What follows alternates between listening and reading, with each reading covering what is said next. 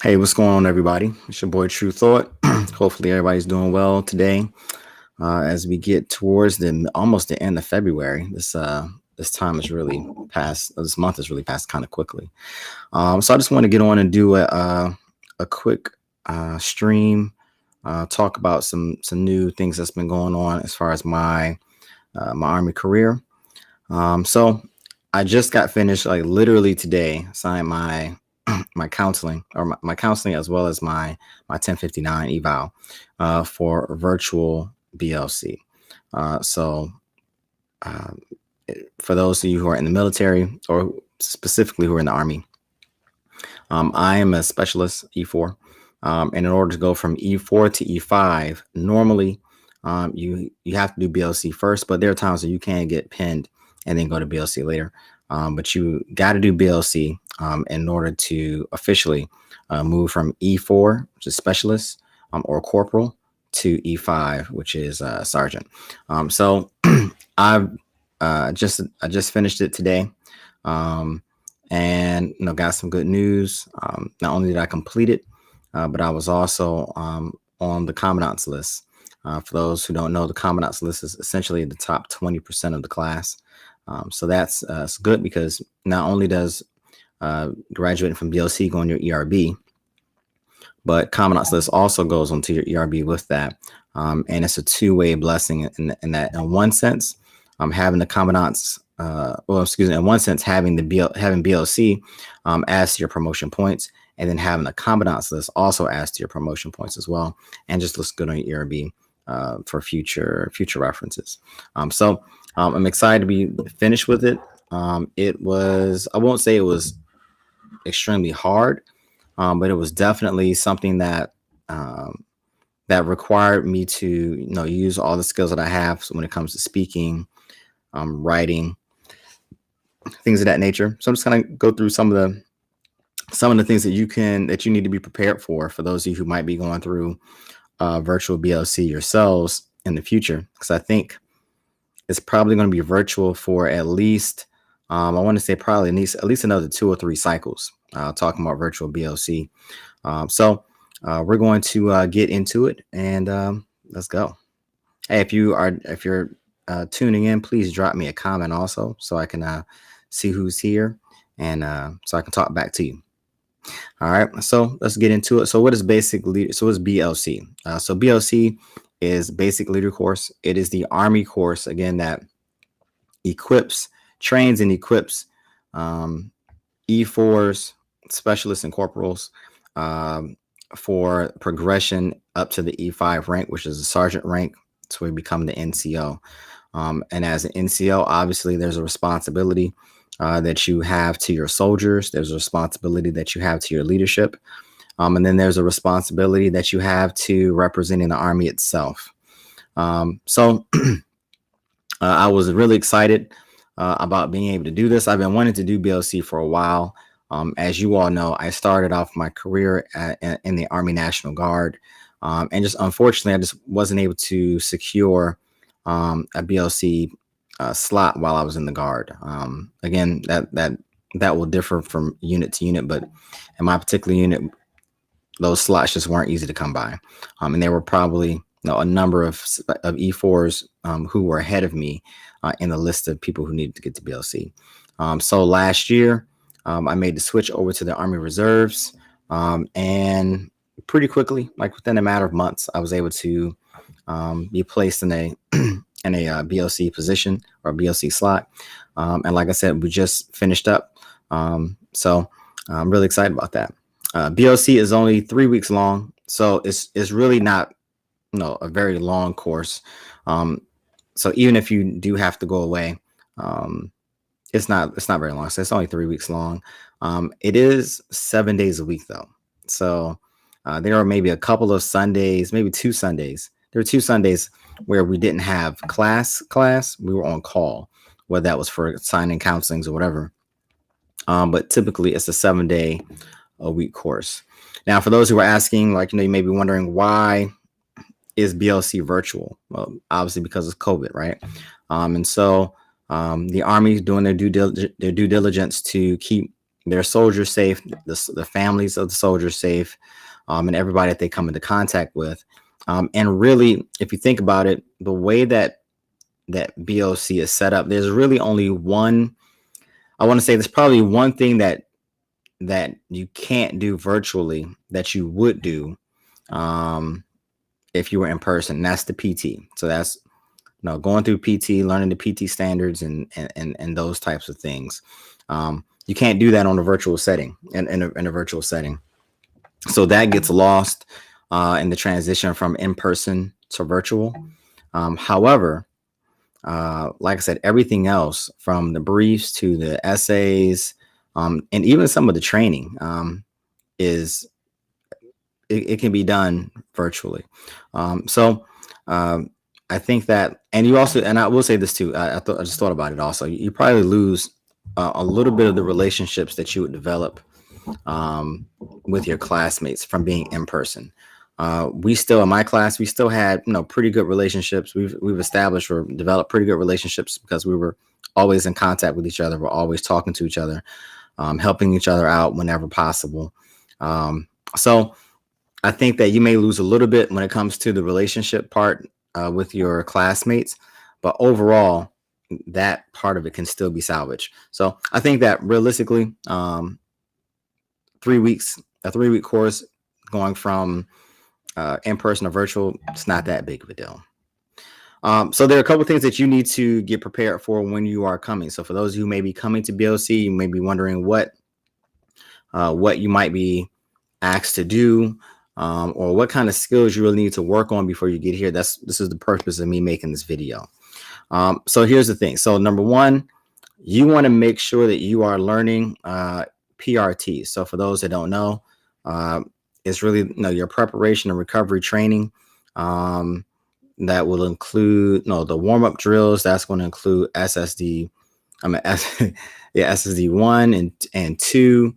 That's going to include the recovery drill. You want to learn those things now. So for those of you who are in active duty units, you're doing this pretty much. You're doing most of it every morning, every day. So learn it. Don't just go through the motions with it, but actually learn it. So that way, it's ingrained in you. So when you get here, you're not trying to do what I did and have to learn the whole or all 3 drills in order for you to do your presentation. So essentially, what you're going to do is you're going to go through your PRT drills, and you have to record yourself actually doing those drills without the aid of someone giving you the answers while you're doing it. You can record yourself taking other people through the PRT, but it has to be, again, off memory, as if you were doing it in person for real. So learn your PRT drills to the point where you can do them correctly. You're going to be graded. The rubric looks for the correct calls. So essentially, calling everyone to attention, going through your risk assessment, explaining what it is that you're going to be doing, and then all the correct preparatory commands, all the correct starting positions, all of that stuff. So it's very detailed. That the rubric is extremely detailed, and so you'll get dinged if you miss something. You'll get dinged if you miss a workout. You'll get dinged if you make the wrong command. So make sure you know those things. Another thing you want to learn before you get here is you want to learn DNC. So DNC is drill and ceremony. So there are different.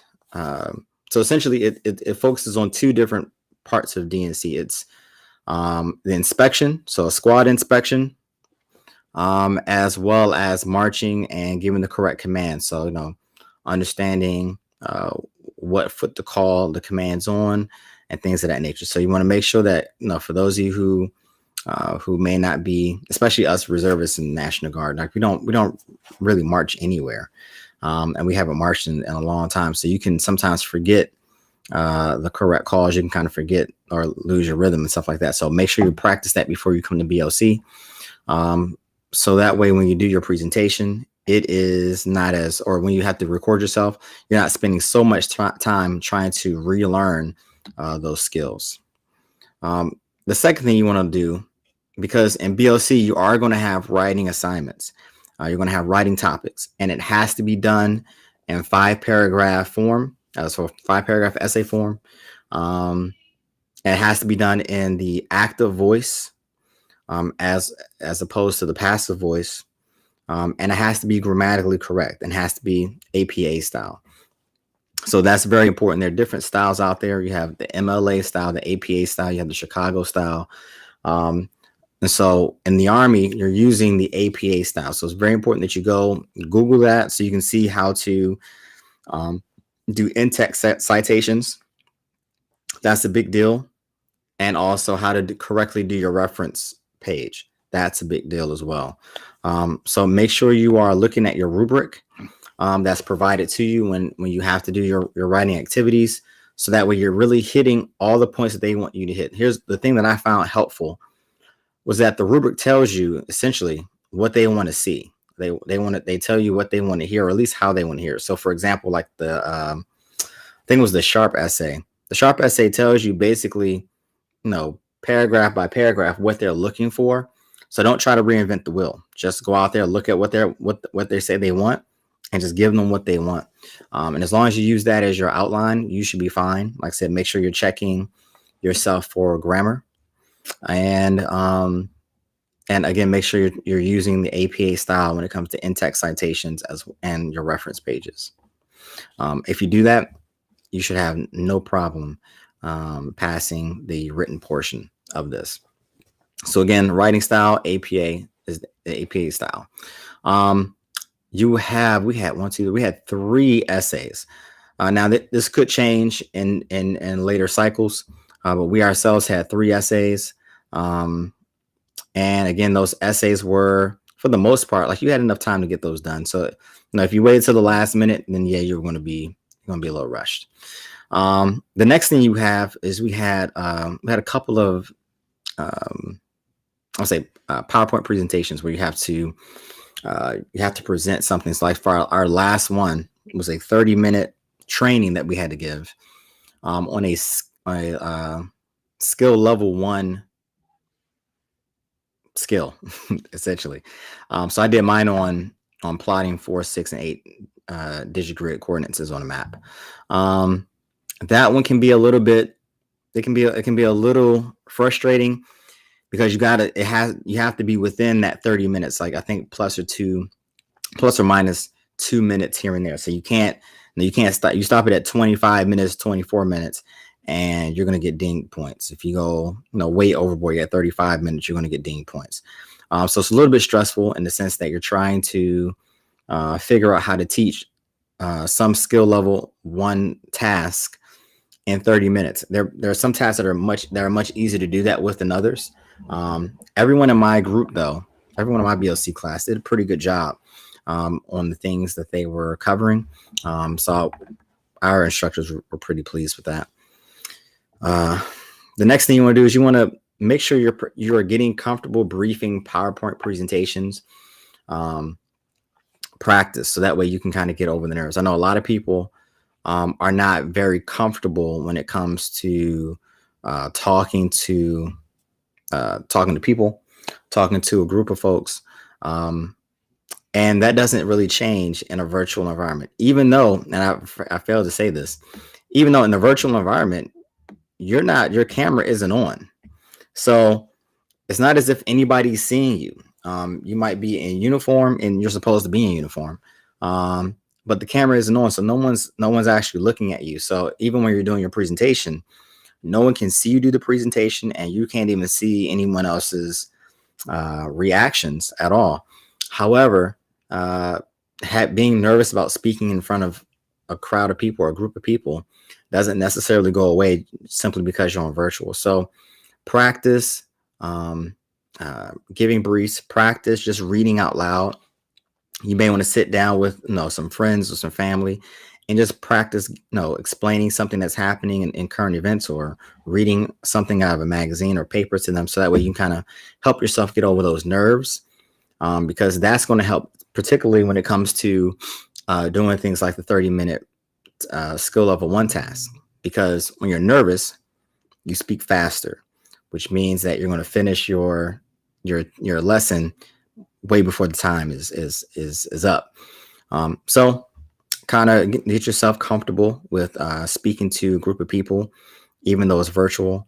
And that also helps you to practice really staying on message, right? Because sometimes what we can also do when we get nervous is that we start rambling and rambling.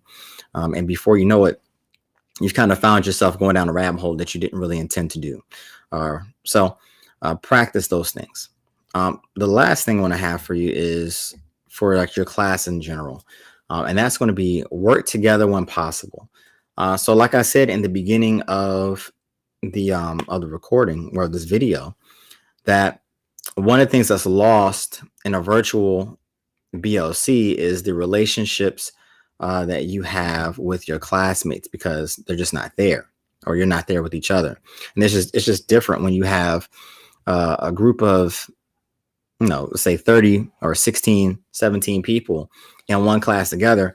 You can develop relationships and you can help each other out in person. You can identify each other's strengths and weaknesses and really play off of that and to help each other out. Whereas in a virtual environment, you don't really get that opportunity.